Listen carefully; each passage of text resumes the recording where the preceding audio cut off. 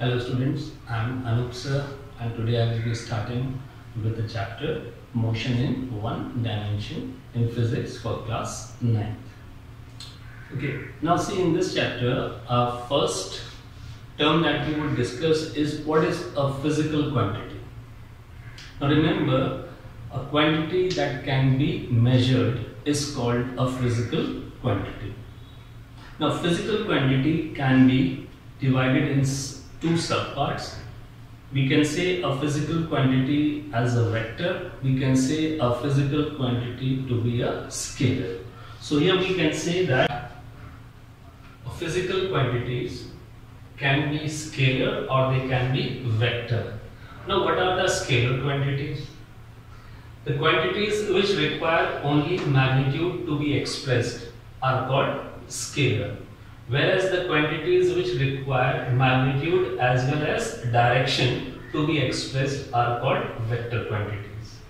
Now that means as this scalar quantity is requiring only magnitude to be expressed, so it has two parameters with the help of which we can express a physical quantity which is scalar. It requires the unit in which the quantity is measured and it requires the numerical value of the measured quantity.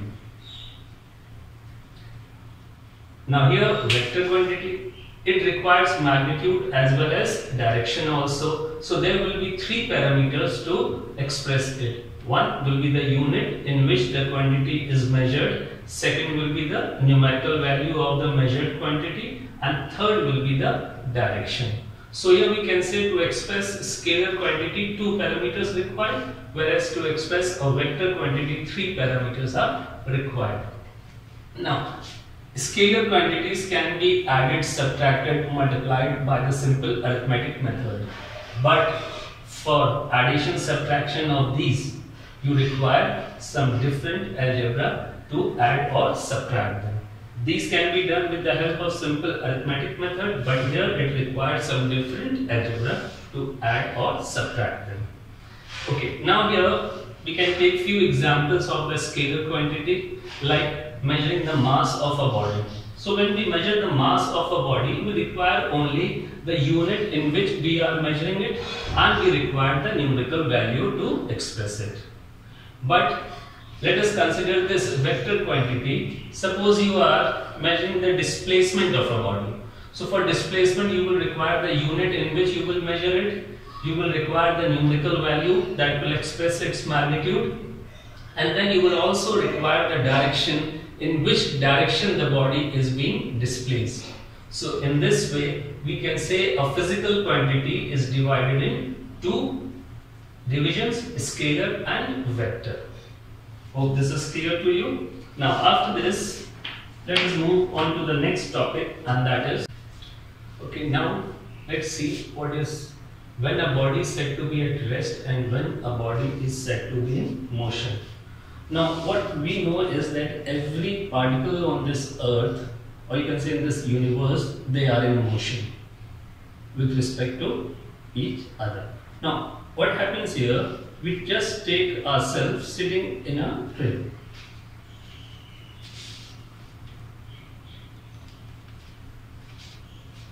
Okay, now let's discuss with the topic rest and motion. Now what we see in the world is that every particle is in motion. But sometimes we consider a body to be at rest and the same body to the other person seems to be in motion. Now for this, let us take an example. Suppose we are sitting with our luggage in the train, and there are few of our friends which have come to see off and they are standing outside the train. Now when we are sitting in the compartment of the train, as the train starts to move, then what we will observe that the luggage that is kept there in the compartment, it is not changing its position with respect to us.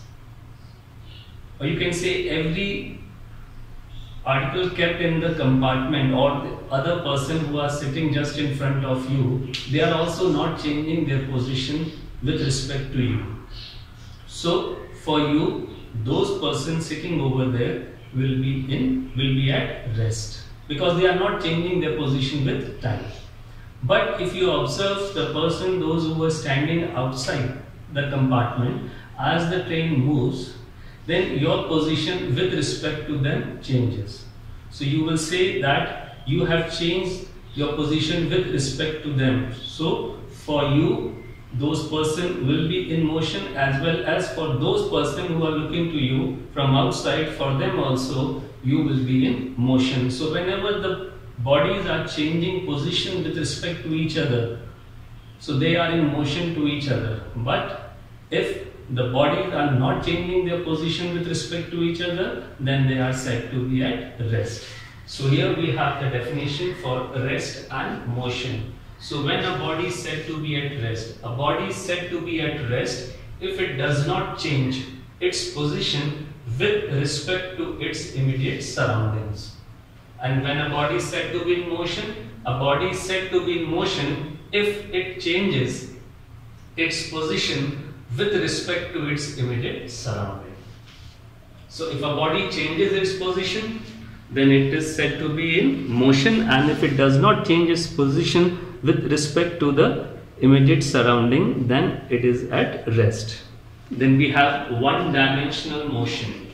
So for one-dimensional motion, they say when a body moves along a straight line path, then such a motion is called one-dimensional motion, and it is also called the rectilinear motion. So in this chapter, we will be studying only the rectilinear motion, that is one-dimensional motion. We are not going to study two-dimensional and three-dimensional, only one-dimensional motion in this chapter.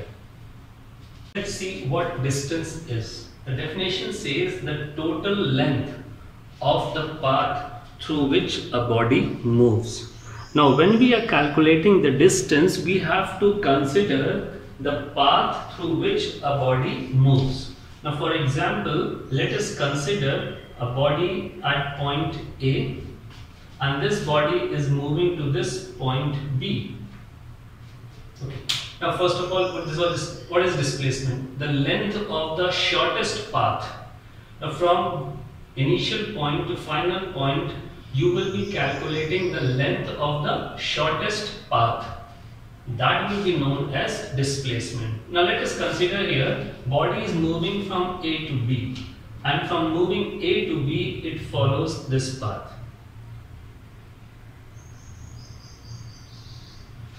This is the path which the body follows. So what you will do, you will measure length of this path, and that will be known as distance. Whichever path body follows, you have to measure the length of that path, and that will be known as distance. It's a scalar quantity, and its SI unit is meter and CGS unit is centimeter.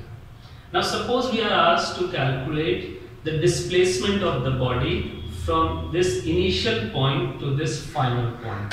Now to measure this, you will take the shortest route. You will take the length of shortest route from A to B, and that will be known as displacement. So here we can say that this dotted line path is representing distance, and this blue line, this with the double arrow, this is the shortest route. So the length of this path will be representing displacement. So that means here we can say that distance and displacement can be equal, or distance may be more in comparison to displacement, but in neither of the case we can get displacement more than distance. You can never get displacement more than distance. Now they can be equal. Now how can they be equal if the body is moving in a straight line path? If a body moves in a straight line path, then whatever will be the distance. Now suppose this was the only path which the body follows. Body was moving in a straight line path. So this will be the distance, and same will be the displacement. So that means distance and displacement can be equal under the condition body moves in a straight line path. But if a body moves in a zigzag way, then distance will be always greater than displacement. Now let us take one more example. Suppose a body is moving in this direction, A to B, and it is covering 4 meters. And then body moves from B to C and covers 3 meters. Now this is the initial position of the body.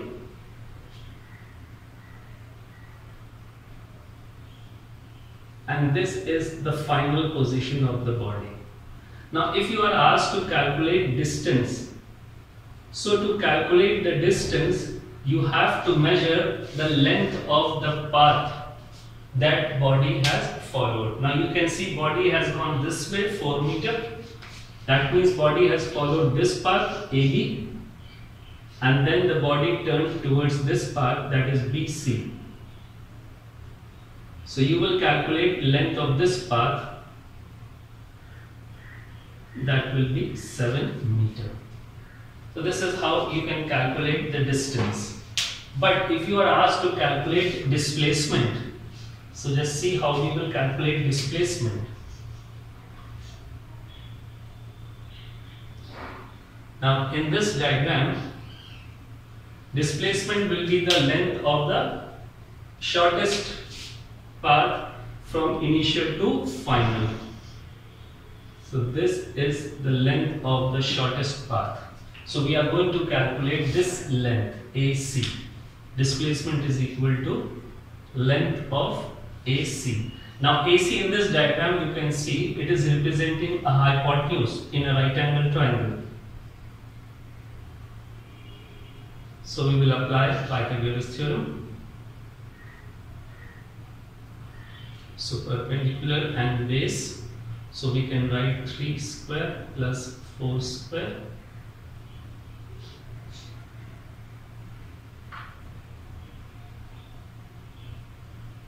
So displacement is 5 meters. So this is clear to you that distance and displacement. For distance, you have to go along the path which the body follows, and for displacement, you always have to go along that direction that will give you the shortest route. Okay, now let us take one more example. Suppose a body is moving on a circular path and it starts from this point A. Now this is a circular path, and let the radius of this circular path be R. Now body starts from A and it takes one complete round and come back to point A. So if you are asked to calculate the distance, now here distance will be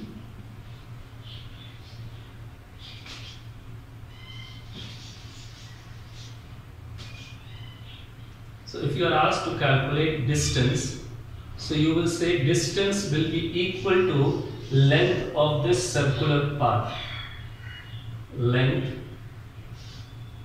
of one complete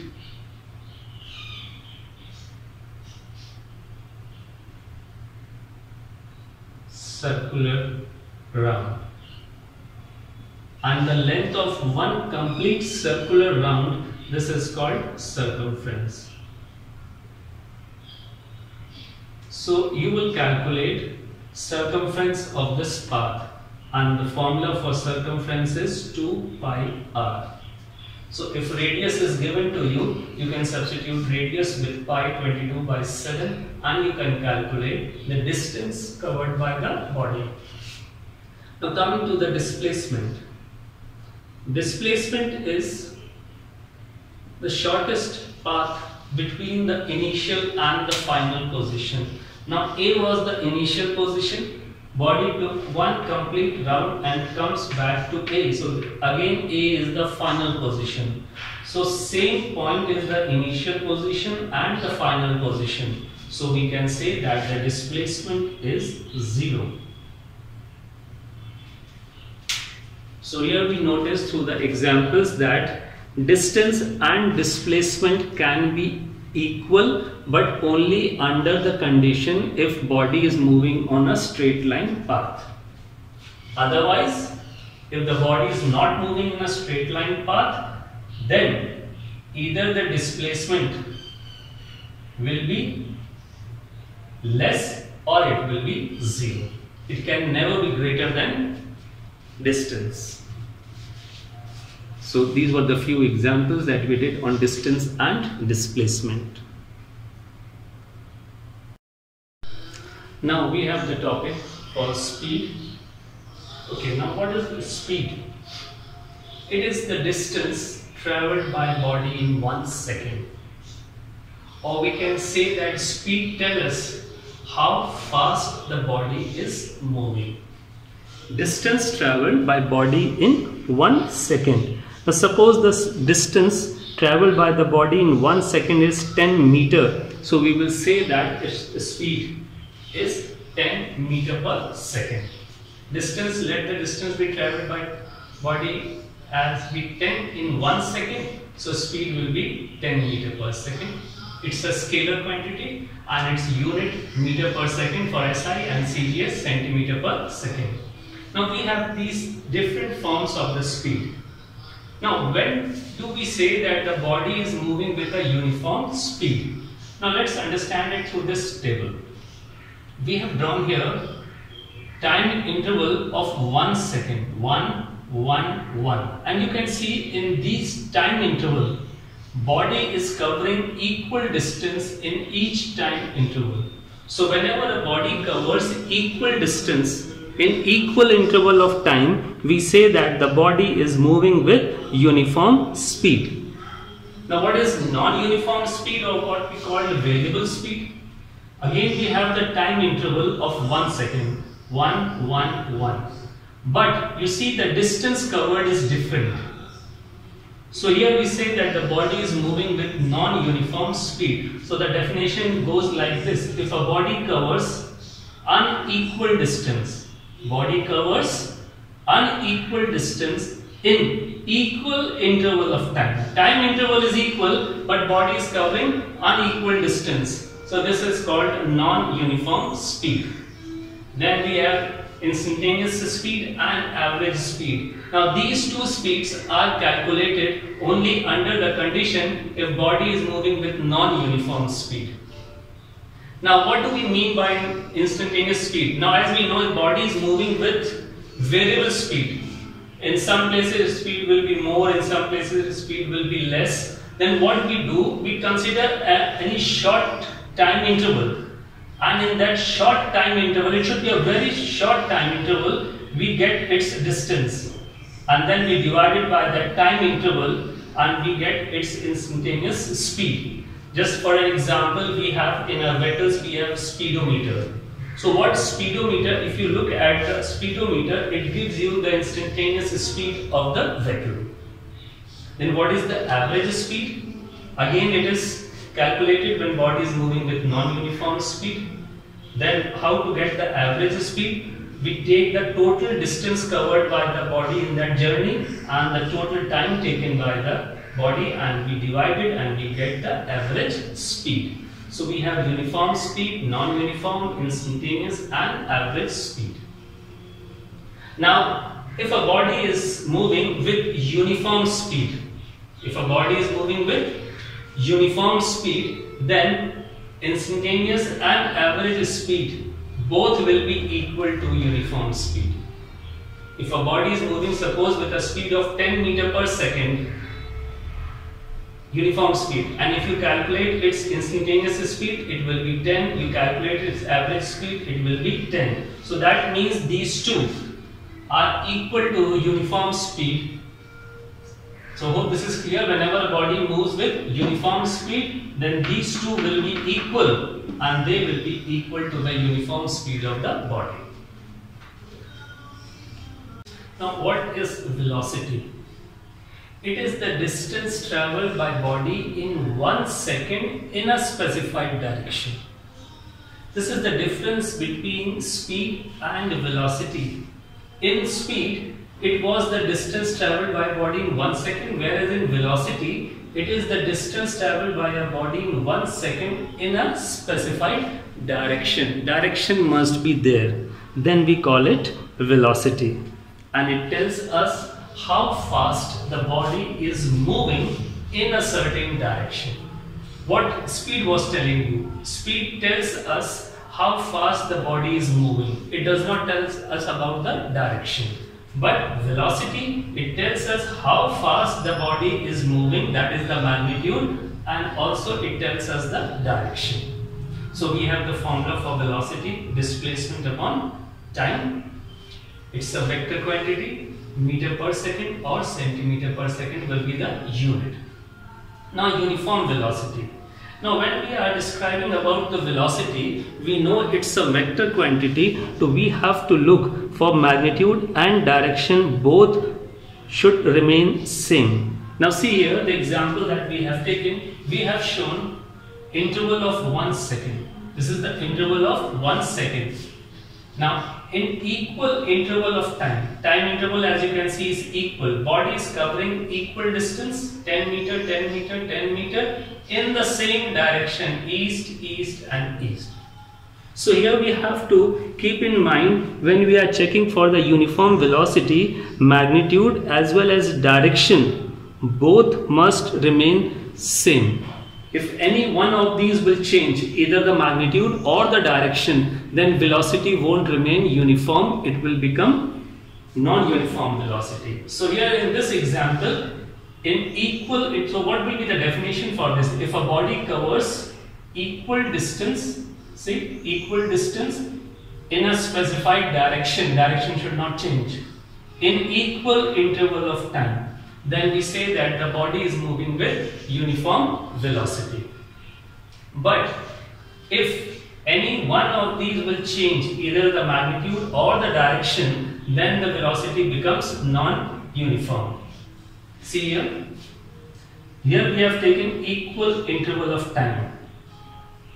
Direction is same, east, east and east. But if you see the magnitude, it is changing. In first interval, it is covering 10 meter. In second interval, 5 meter. In third interval, 15. So the distance moved is changing, whereas the direction remains the same. But in velocity, we have to look for the magnitude as well as direction. So direction remains the same, but magnitude is changing. It's 10 meter in 1 second, then it is 5 meter in 1 second, then it is 15 meter in 1 second. So magnitude is changing, but direction remains the same. But we have to look, both should remain constant, then only it is called uniform velocity, like in this case.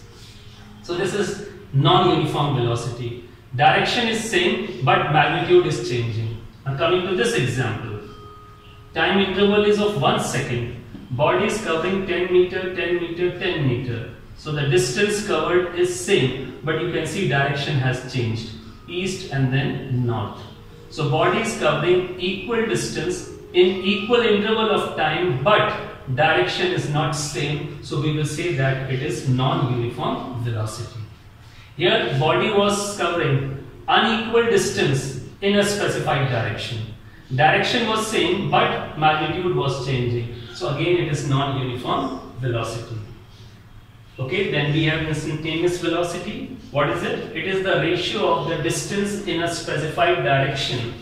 It is the ratio of distance in a specified direction traveled in short time interval upon time interval. But here you have to keep one point in mind, that this time interval should be so small that direction of motion does not change in this interval. The direction of motion should not change in that interval, then we can get the instantaneous velocity of the body. Its formula is same as you were using for instantaneous speed. Again it's the same formula, distance upon short time interval. But here we have to put a condition that the time interval should be so small that the motion does not change its direction. Okay, now average velocity, it is again the same, displacement upon total time taken. So you will take the total displacement of the body and divide it by the total time taken. Now displacement means you will just take the shortest route length between the initial and the final position. That will be the displacement, and then upon total time. Now I will try to explain you average velocity and average speed. See with an example. Hope this is clear to you. Velocity, uniform velocity, magnitude and direction should remain same. Then it is uniform velocity. If any one of them changes, means either magnitude changes or direction changes, we say that the velocity has changed and it becomes non-uniform velocity. See, example we have taken, direction is same, east, east and east, but magnitude is changing. So this is non-uniform velocity. In second example, we have taken magnitude, it's same, body is covering equal distance, 10 meter, 10 meter, 10 meter in equal interval of time, but direction is not same, so we can say that it is non-uniform velocity. It was east, then it becomes north, then again it becomes east, so direction is changing. So now I will be explaining you average velocity and average speed with the help of an example. Now let us consider an example, motion of seconds hand in a watch. You must have observed the second hand moving in your watch. Then what you will observe that it moves with a constant speed. Speed of motion of the second hands, you must have observed that speed is constant. Speed is constant. But if we consider its velocity, then you will find that its velocity is not constant.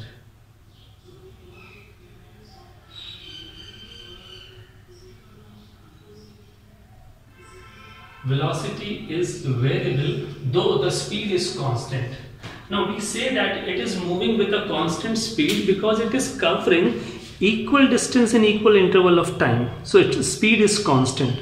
But if you see its velocity, then you will find that its velocity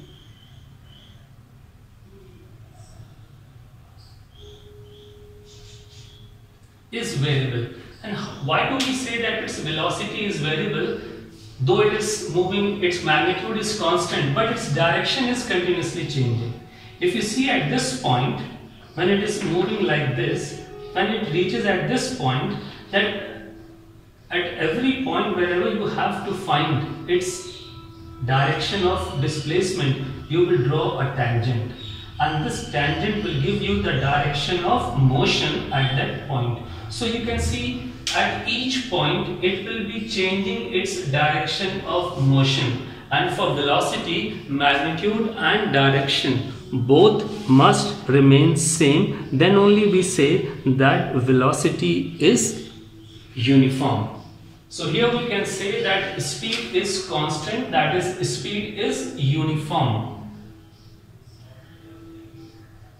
But as you can see, the direction at each point of its path is changing. So as the direction is changing, so we will say that it is non-uniform velocity. Velocity is non-uniform. So hope this is clear that when a body moves on a circular path, its speed is constant. We are taking an example of the motion of a second's hand in a watch. So its speed will be uniform, but its velocity will be variable. And why we will call its velocity to be variable? Because at each point of its path, it is changing its direction of motion. Now let us consider this example. In this example, we have shown a body was thrown from point A and it goes up and to the height h and reaches to point P, and then from there, from point B, body returns back and comes to the point A, the initial point. Now if we talk about the speed, what type of speed and what type of velocity body is having over here. Now see, we know that when a body moves in upward direction, it experiences retardation. Now that means its speed will be continuously decreasing, and so we can say its velocity will also be continuously decreasing. So it's the non-uniform speed, as well as you can say body is having non-uniform velocity.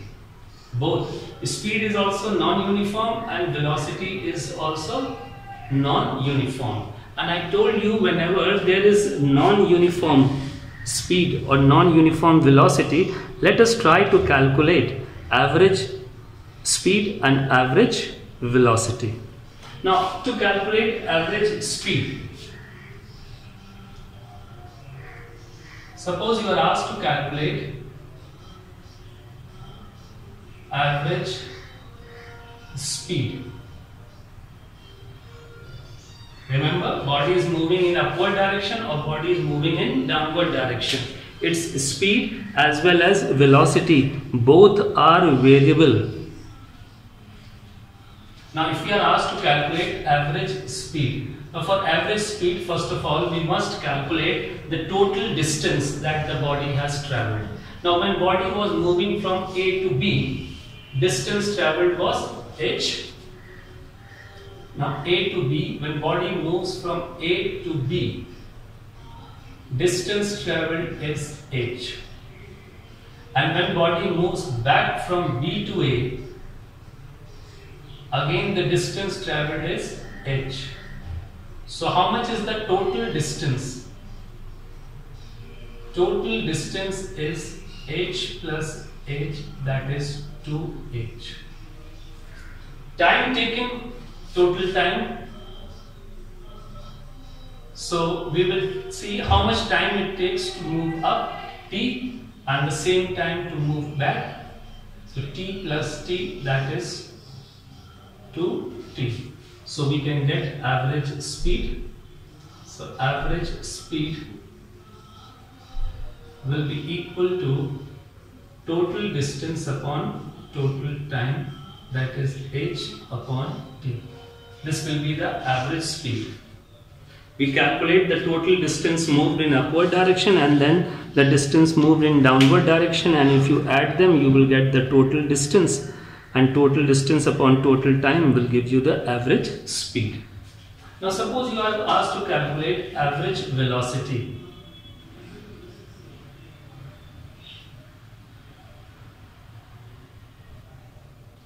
Now for average velocity you need displacement, and displacement is the shortest distance between the initial and the final position. It is the shortest distance between initial and final position. So we can write shortest distance between initial and final position. So in this case it will be 0, because body started from A and it returns back to point A. So the displacement is 0. Time is 2t. Total time is 2t. So what will be the average velocity?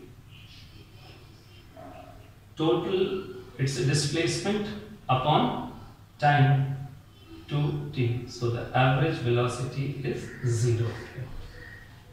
Your average velocity is 0. So hope this point is clear to you, how we calculated the average speed and average velocity. So that means average speed can never be 0, whereas average velocity can be 0, and it can be 0 only the condition if the body returns back to its initial position. Now we have acceleration. Now what acceleration is? It is the rate of change of velocity with time. Now what do we mean by rate of change of velocity? We mean change in velocity upon time interval. That is final velocity minus initial velocity upon time interval. So finally we get this formula for acceleration. V minus u, final velocity minus initial velocity upon time interval. This formula gives you acceleration. It's a vector quantity and its unit is meter per second square or centimeter per second. Now, change in velocity can give you positive sign or it can give you negative sign. If acceleration you are getting with positive sign, then it shows that there is an acceleration, that is speed of the body is increasing, velocity is increasing. But if you get negative sign using this formula, you get negative sign for acceleration, it shows that there is retardation, that is velocity is decreasing. Now you have to remember one thing, acceleration sign positive or negative, it only shows whether the velocity is increasing or whether the velocity is decreasing. It does not tell about the direction.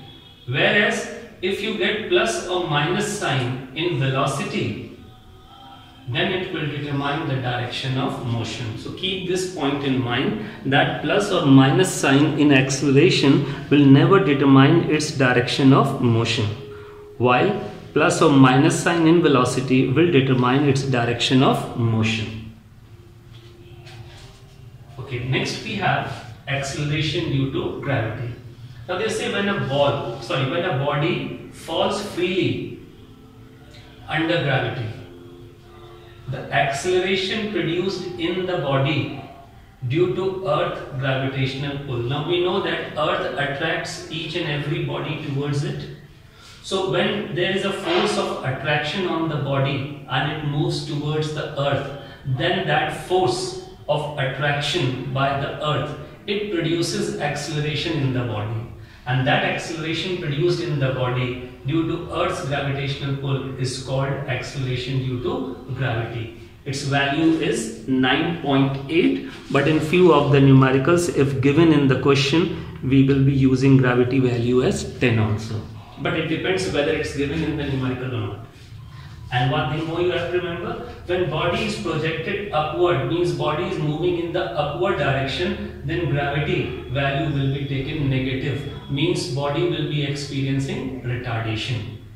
And when body falls freely, then gravity value will be taken positive. Value of G, that is gravitation, that is acceleration due to gravity, is maximum at poles and minimum at equator on the earth's surface. Secondly, value of G will decrease with altitude, that means as we will go up, value of G will decrease, and also with depth from the earth's surface. Value of G does not depend upon the mass, provided there is no effect of friction and buoyancy due to air. Remember, if two bodies of different mass are made to fall from the same height, then remember they will reach the ground simultaneously, provided this experiment is done in vacuum where there is no air friction or buoyancy due to air. Two bodies of different masses, let us consider two bodies, one of 100 GF and the other body of 10 GF. Now both these bodies are having different mass, but if they are allowed to fall from the same height, then they will reach the ground simultaneously. Why? Because value of G does not depend upon the mass. They have different masses, but value of gravity on both will be same. Both will experience same acceleration due to gravity. So if they are experiencing same acceleration due to gravity, so that means these two bodies will reach the ground simultaneously provided there is no air friction. So keep this in mind. So few points for acceleration due to gravity you must keep in mind. Again, we are just discussing the few important ones. When body is projected upward, acceleration due to gravity will be taken negative, and when body falls freely downwards, then acceleration due to gravity will be taken positive. Value of g will be maximum at poles and minimum at equator on the earth's surface. Value of g will decrease with altitude as you go up, as well as it will decrease if you go down the earth's surface. In both the cases, value of g will decrease. Value of g will not depend upon the mass provided there is no effect of friction and buoyancy due to air. This we have taken an example. Two bodies of different mass, if they are allowed to fall from the same height in vacuum, then they will reach the ground simultaneously, because both will experience, though they have different masses, but value of g does not depend upon the mass, so both will experience same acceleration due to gravity. So we will say they will reach the ground simultaneously. So you have to keep in mind these few points. Now we will be trying few of the numericals based on these. Now seeing this first numerical, we have to arrange the given speed in increasing order. Increasing order means smaller to bigger. Now what we will do, we will try to convert all these speeds given to us in the same unit. Now the first speed is in meter per second. So what we will do, we will try to convert all these speeds in meter per second. First one is in meter per second, so let's convert all of these in meter per second. For the second speed, see it is 1 kilometer per minute. So we can write it like this. Now we will convert kilometer into meter, we will convert minute into seconds, and we will get speed in meter per second. So 1 will remain as it is into, now this 1 kilometer means 1000 meter, and this 1 minute means 60 seconds. So what we did over here, we converted kilometer into meter and meter into seconds. So we have got unit in meter per second. Now let us solve these. So when you solve these, you will be getting, let's cancel out 50 upon 3. 50 upon 3 will give you 16 whole number 2 by 3 meter per second. So this we have got speed in meter per second. Now the third one. Now the third one is in kilometer per hour. And you know, you can convert it like this only. 1000 meter, and in 1 hour we have 60 into 60 seconds, and then you can solve it. Or we know directly formula for it, that if speed is in kilometer per hour, you multiply it by 5 upon 18. And when you solve it, you will be getting 2.5 meter per second. So now you can see you have got all the 3 speeds given to us in meter per second. So we can arrange them in ascending order. So increasing order means you, first of all, you need to write the lowest one, and the lowest one is 2.5, which is 9 kilometer per hour.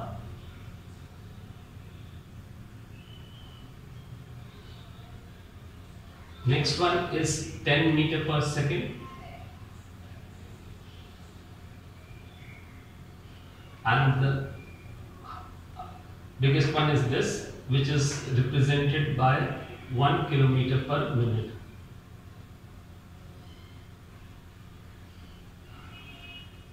So in this way we have arranged the 3 in increasing order. So you can pause and note it down. Now numerical number 2, They have said a car travels first 30 km with a uniform speed of 60 and the next 30 with a uniform speed of 40. Calculate the total time. Now in this numerical you see that the journey is done in two parts. So in case 1,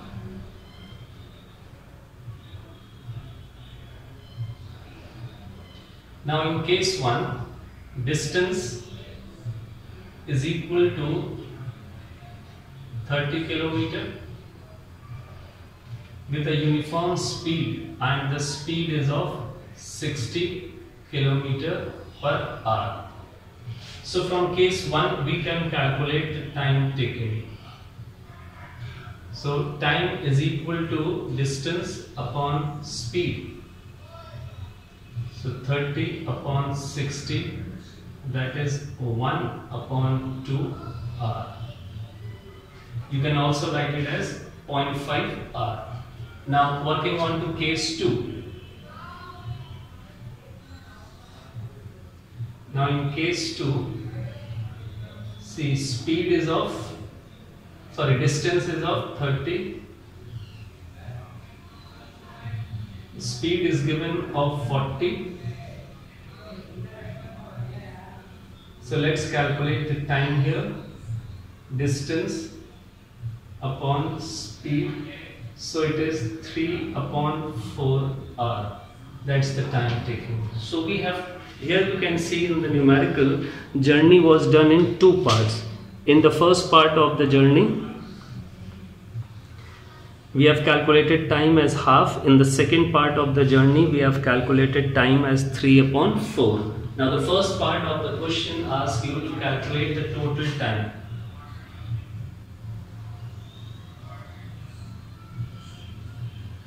So total time, for that we will add T1 and T2. So when you take LCM and add it, you are getting it as 5 upon 4 hour. So that's the total time taken, 5 upon 4 hour, or you can write it as 1 hour, and then we have 15 minutes. So we have given the total time in hour. Second part, they are asking you to calculate average speed. So for average speed, formula is total distance upon total time.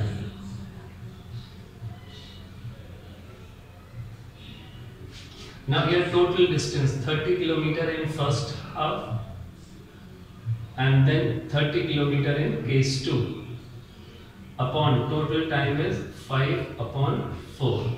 So let's solve it. It's 60 into 4 upon 5. So that will give you 48 km per hour. So that will be the average speed.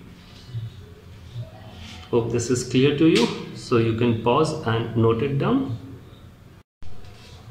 Now in this numerical they are saying a train takes 2 hours to reach station B from A and then 3 hours to return back.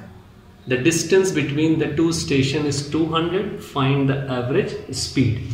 Now when we are calculating the average speed, what is needed? Now for average speed,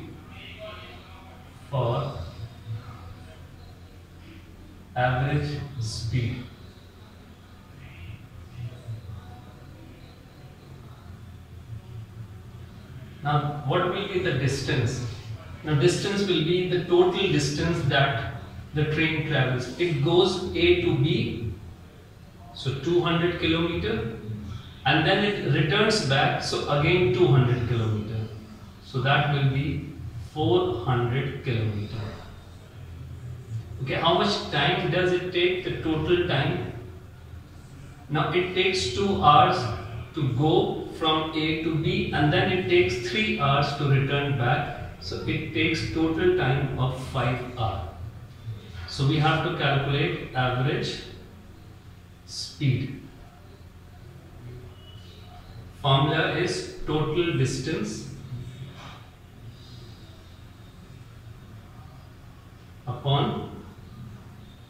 total time. Total distance moved by the train is 400 km and the total time taken is 5. So that will give you 80 and its average speed will be 80 km per hour. Hope this point is clear to you. Now what we have to calculate is its average velocity. So let's see how we will be calculating its average velocity. For average velocity we need displacement.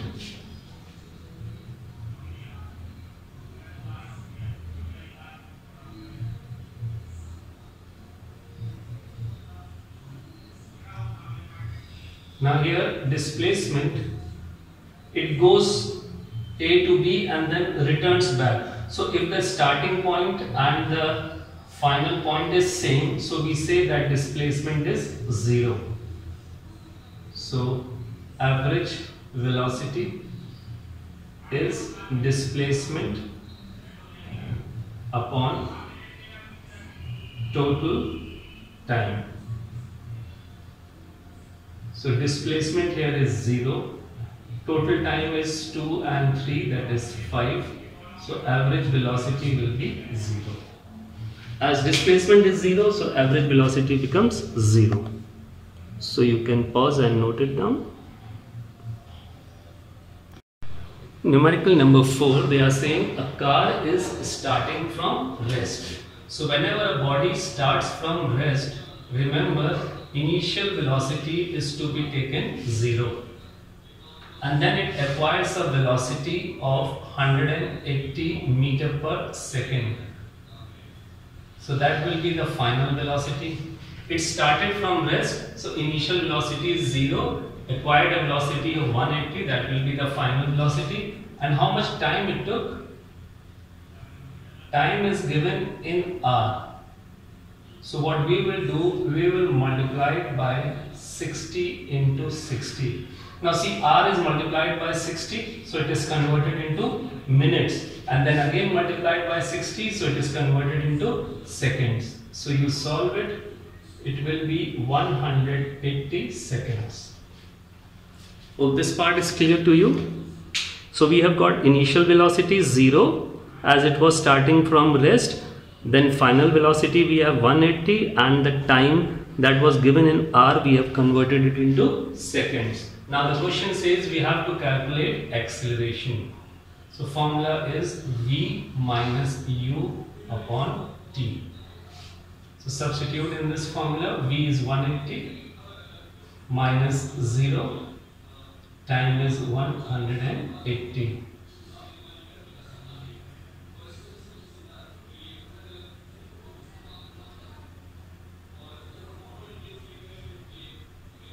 So acceleration is 1 meter per second square. Hope this part is clear to you. Okay, now let us see question number 5. A body is moving such that its velocity changes at a constant rate from 50 to 20. So here initial velocity is 50. And the velocity changes from 50 to 20, so final velocity is 20. And in how much time? 3 seconds. And now we have to calculate the acceleration. So formula for acceleration, V minus U upon T. So it will be 20 minus 50 upon 3. So it's minus 30 upon 3. So that will give us minus 10 meter per second square. So here we have calculated acceleration as minus 10 meter per second square. Now remember, whenever acceleration is negative, so we can say negative sign shows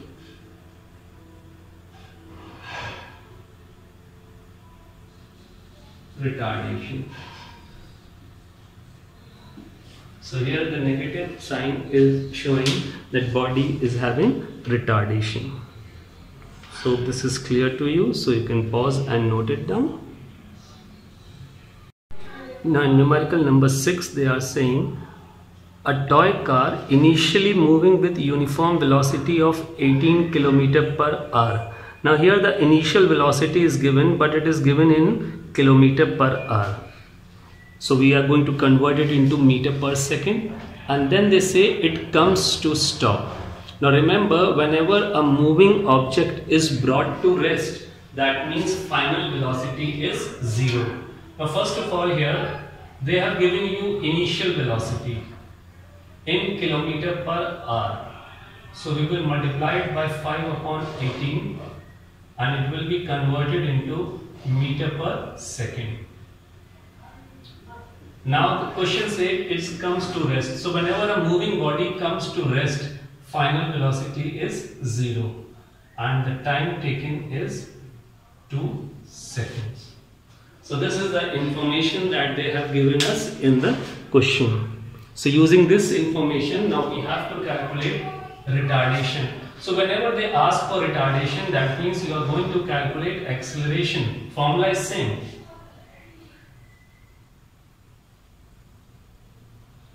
We have the same formula, but what happens when you are calculating retardation, you are using the formula for acceleration, the result will be negative. So let's see it.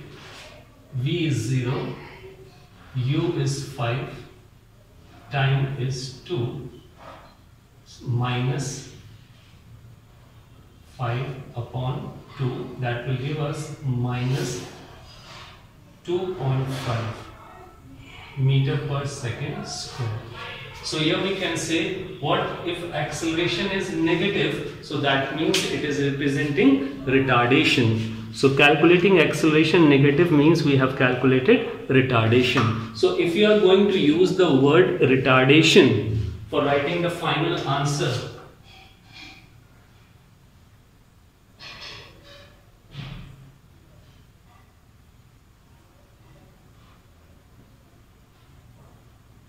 then you are not going to use the minus sign.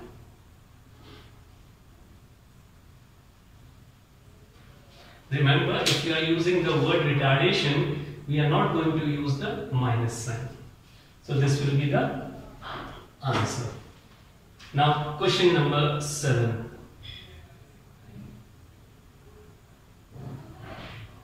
Now let's see what's given in question number 7. In question number 7 they say a car is moving with a velocity of 20 meter per second. So that's the initial velocity of the car given. The brakes are applied to retard it at the rate of 2 meter per second square. Now remember, this is retardation given to you. The brakes are applied to retard it at a rate of 2. So this is retardation given to you. But remember, retardation is represented by A only, but with a negative sign. See, retardation is represented by A, but with a minus sign. See here in this question, retardation was represented by A with negative sign. So same we have to do over here. So first of all, initial velocity of the car is given, U is given as 20. Then they have given you retardation of 2. So it will be represented by A but with minus sign, 2. What will be the velocity? So they are asking you the final velocity. And the time is given 5 seconds. This is the information given. Initial velocity, retardation, they are asking for final velocity, and the time is given. So let's apply the formula. Acceleration is equal to V minus U upon T. Now in this formula, let us substitute the values. Now this A will be replaced with minus 2. V minus U, V is to be calculated, minus U is 20 upon time is 5. So now when you cross multiply it,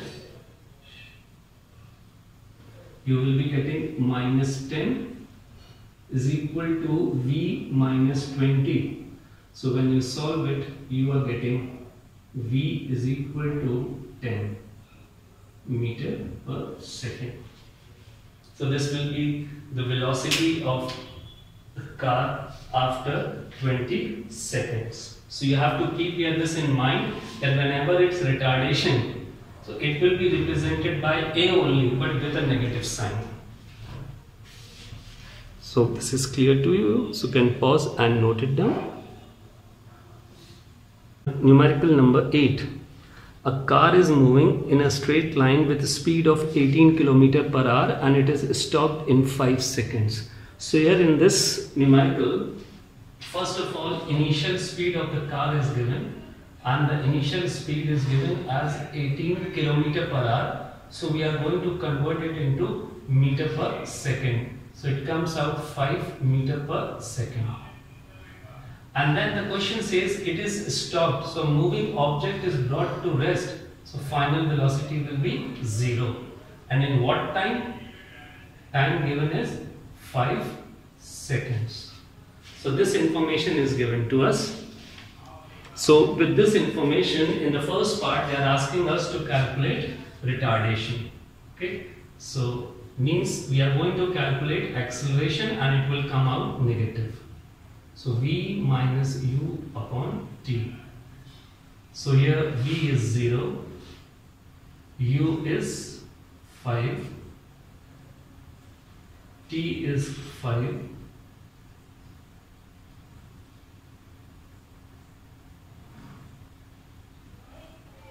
so we are getting negative acceleration, and negative acceleration indicates that it is retardation. So when we are going to write the word retardation, we won't be using this minus sign. So if we are writing retardation here,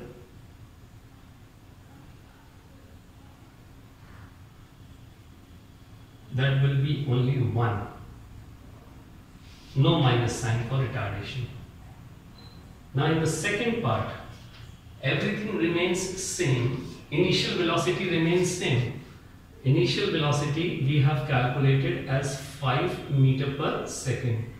Now retardation of the car remains the same, that we have calculated. So we are going to represent it by A, but with minus sign. Now remember, representation of retardation is always done with A, but with negative sign. So we have got the initial velocity, we have got retardation, and in the second part time is also given. Time is 2 seconds, and they are asking you to calculate the velocity after 2 seconds. Hope this part is clear. Initial velocity remains the same, retardation of the car remains the same, time is given 2 seconds, and they are asking for velocity which the car will acquire after 2 seconds. So let's calculate it. So acceleration formula, V minus U upon T. U will be replaced with minus 1. V is to be calculated. U is 5 upon time is 2. So further, if you do the calculation over here, cross multiply, minus 2 is equal to V minus 5. So when you solve it, you are getting V is equal to 3.